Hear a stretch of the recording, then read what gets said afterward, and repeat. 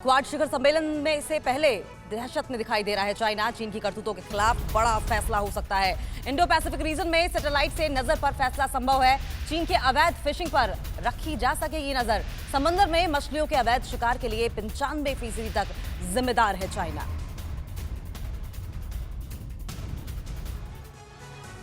चौबीस मई से होने वाले क्वाड सम्मेलन को लेकर चीन की सांसें फूली हुई हैं। उसे इस बात का डर सता रहा है दुनिया के 4 बड़े देश मिलकर उसके विस्तारवादी नीति के खिलाफ बड़ी योजनाओं को अंजाम दे सकते हैं। और इस बात में दम भी है क्योंकि दुनिया को अपनी विस्तारवादी नीति के चलते परेशान करने वाले ड्रैगन के खिलाफ भारत, अमेरिका, जापान और ऑस्ट्रेलिया जैसे देशों ने अपनी कमर कस ली है। इस बीच हिंद प्रशांत क्षेत्र में चीन की बढ़ती दादागिरी और अवैध फिशिंग पर रोक लगाने के लिए क्वाड देशों ने एक फुल प्रूफ प्लान तैयार किया है। बताया जा रहा है चीनी गतिविधियों पर नजर रखने के लिए इंडो पैसिफिक रीजन में सैटेलाइट का इस्तेमाल कर चीन के खिलाफ एक ट्रैकिंग सिस्टम बनाया जाएगा, जिसमें हिंद प्रशांत क्षेत्र में न सिर्फ चीन की अवैध फिशिंग पर नजर रखी जा सकेगी, बल्कि समुद्री तट के प्राकृतिक संसाधनों पर नजरें गड़ाए बैठ चीन की हरकतों पर नजरें रखी जाएंगी।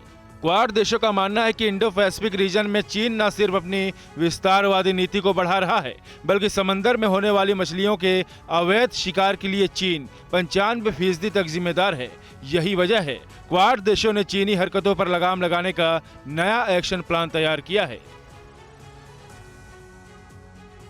तो फिशिंग फ्लीट पर बड़े फैसले के साथ ही क्वाड की बैठक में गेहूं संकट पर भी चर्चा हो सकती है। गेहूं संकट पर पीएम मोदी से बात कर सकते हैं अमेरिकी राष्ट्रपति जो बाइडेन। भारत से गेहूं निर्यात पर से बैन हटाने की गुहार लगा सकते हैं।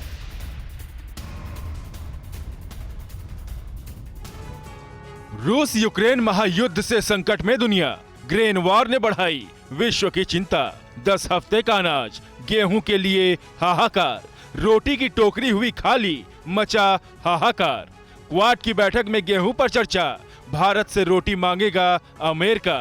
रूस यूक्रेन के बीच जारी घमासान का असर अब दुनिया को डराने लगा है। ऐसा इसलिए क्योंकि रोटी की टोकरी कहे जाने वाले यूक्रेन में जो हालात बने हैं उसे लेकर अमेरिका समेत पूरे यूरोप में हाहाकार मचा हुआ है। गेहूं की अच्छी पैदावार होने के बाद भी यूरोप गेहूं और रोटी के लिए तरसने वाला है। इस संकट को देखते हुए संयुक्त राष्ट्र ने चेतावनी जारी कर बताया कि रूसी हमले में खाद्य सप्लाई पर बुरा असर पड़ा है, जिसकी वजह से दुनिया के पास मात्र 10 हफ्ते का ही गेहूं बचा है। 2008 के बाद 2002 में गेहूं की पैदावार सबसे निचले स्तर पर है। ऐसे में यूक्रेन और रूस से गेहूं की सप्लाई शुरू नहीं हुई तो 70 दिनों बाद दुनिया रोटी के लिए मोहताज हो जाएगी। दूसरी ओर भारत से भी गेहूं की निर्यात पर बैन लगा हुआ है, जिससे अमेरिका समेत यूरोपियन कंट्री की टेंशन बढ़ी हुई है। यही वजह है कि जापान में होने जा रहे क्वाड देशों की बैठक में गेहूं संकट का मुद्दा प्रमुखता से उठ सकता है। इस मुद्दे पर अमेरिकी राष्ट्रपति बाइडेन पीएम मोदी से बात कर सकते हैं और भारत से गेहूं निर्यात पर से बैन हटाने की गुहार लगा सकते हैं।